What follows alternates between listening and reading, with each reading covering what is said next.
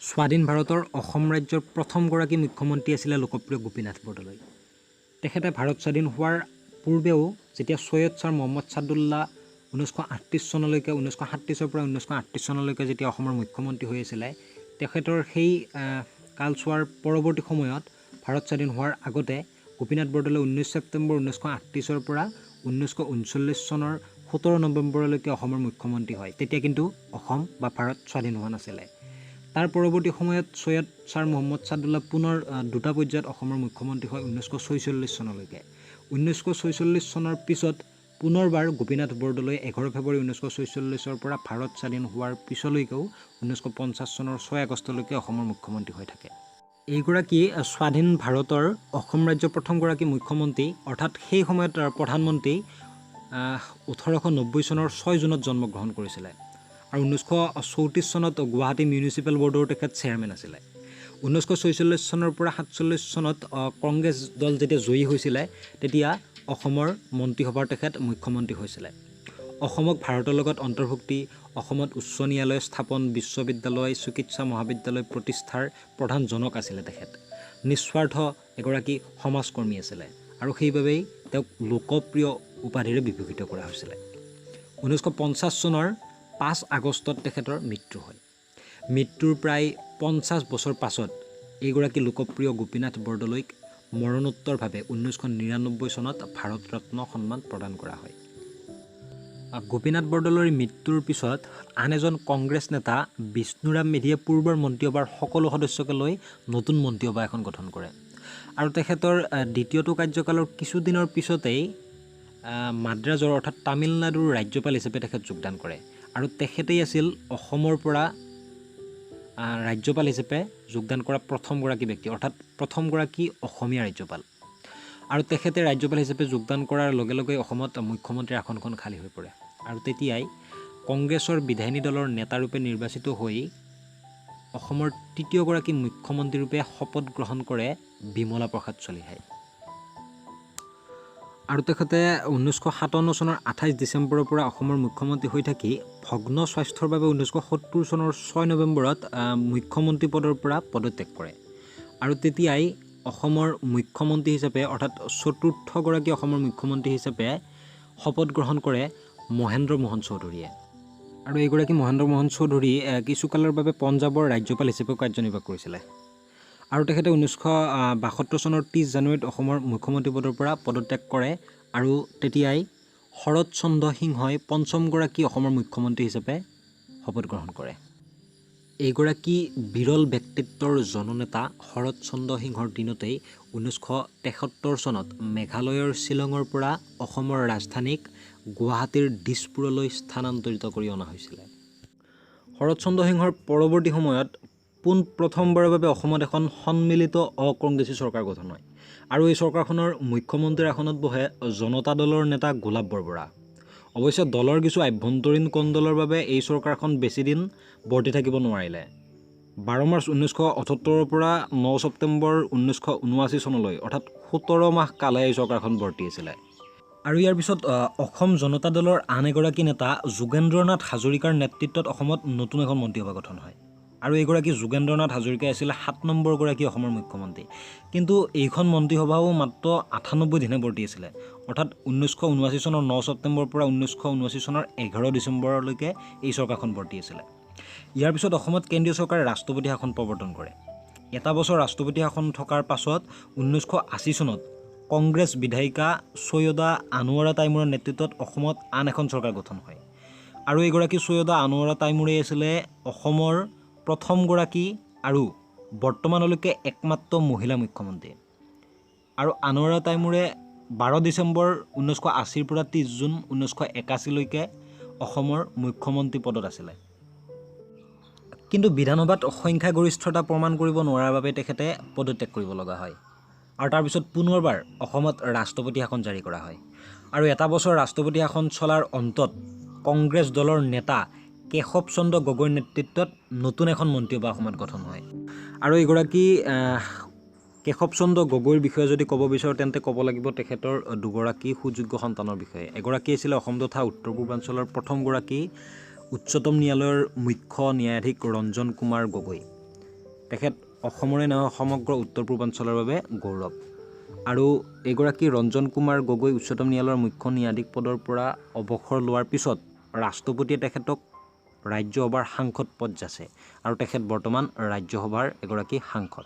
আৰু আন এগৰাকী সন্তান আছিলে অঞ্জন কুমাৰ গগৈ, তেখেতে ভাৰতীয় বায়ু সেনা বাহিনীৰ শীৰ্ষ পদবী এয়াৰ মাৰ্শ্বেল লাভ কৰিছিলে।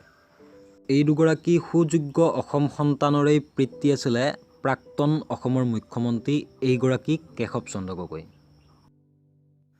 আৰু এইগৰাকী কেশৱ চন্দ্ৰ গগৈয়েও সংখ্যাগৰিষ্ঠতা লাভ কৰিব নোৱাৰাৰ বাবে 1982 চনৰ 13 জানুৱাৰীৰ পৰা 19 মাৰ্চলৈ মাত্ৰ 3টা মাহ অসমৰ মুখ্যমন্ত্ৰী হৈ থকাৰ পিছত সেইখন বিধানসভাও ভংগ কৰি দিয়া হয় আৰু পুনৰবাৰ অসমত ৰাষ্ট্ৰপতি শাসন প্ৰৱৰ্তন কৰা হয়।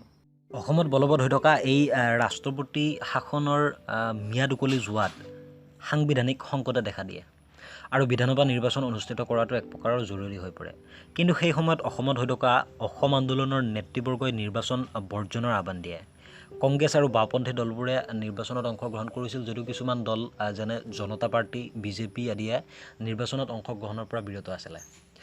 এই বিধানসভা নিৰ্বাচন অৰ্থাৎ ভূপেন হাজৰিকাৰ ভাষাৰে জুয়ে পুৰা 83ৰ এই নিৰ্বাচনত কংগ্ৰেছে সংখ্যাগৰিষ্ঠতা লাভ কৰে আৰু হিতেশ্বৰ শইকীয়াৰ নেতৃত্বত অসমত এখন নতুন চৰকাৰ গঠন হয়।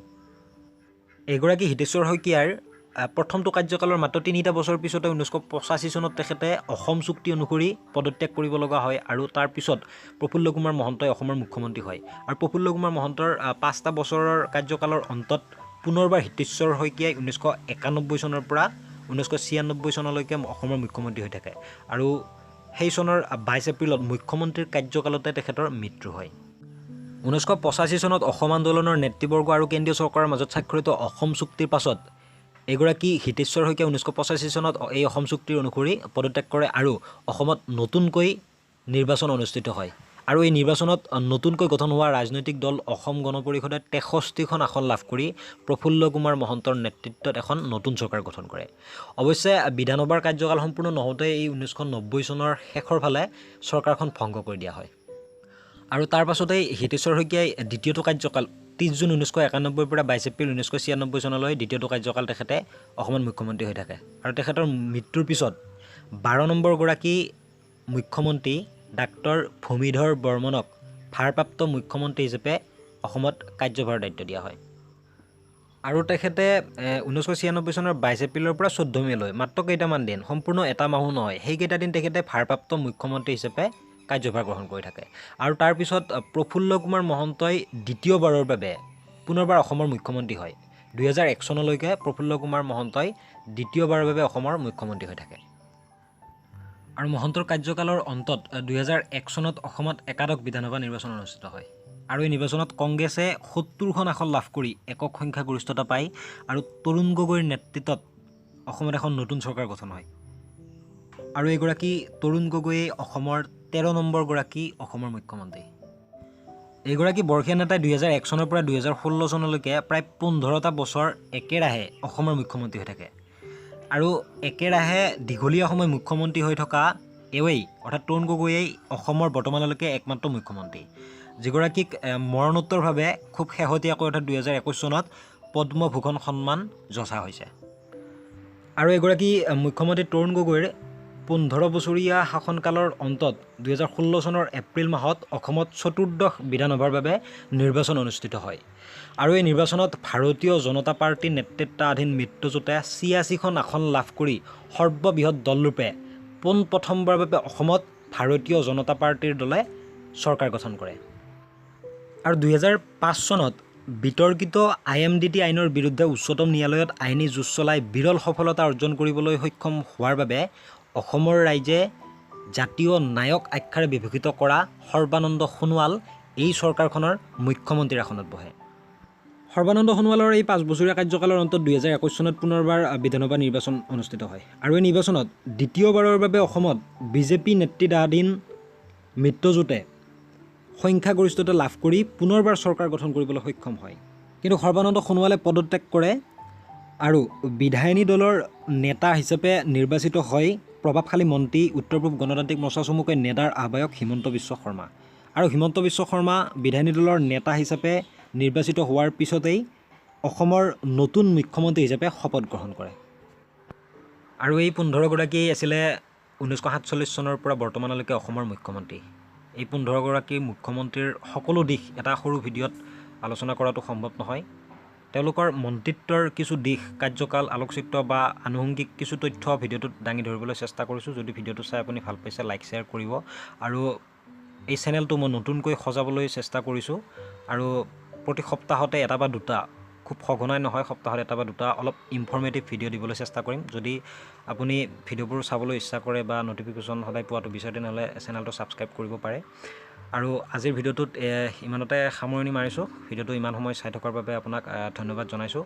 আৰু আমাৰ জিকেপেডিয়া অসম এই চেনেলটোৰ নামেৰে যদি আপুনি ফেচবুকত চাৰ্চ কৰে তেতিয়াও পাব, আৰু বা ফেচবুক পেজৰ লিংকটো মই ভিডিঅ'ৰ ডেছক্ৰিপশ্যনত দি দিম। আপুনি আমাৰ সৈতে সংযোগ হ'ব পাৰে, বা কিবা ভিডিঅ'টোত যদি কিবা ত্ৰুটি বিচ্যুতি ৰৈ যায় ভিডিঅ'সমূহত আপুনি কমেণ্ট কৰি জনাব। সেইটো আমি পৰৱৰ্তী সময়ত সেইটো শুধৰণি কৰিবলৈ চেষ্টা কৰিম। ভিডিঅ'টো ইমান সময় চাই থকাৰ বাবে আপোনাক ধন্যবাদ জনাইছোঁ।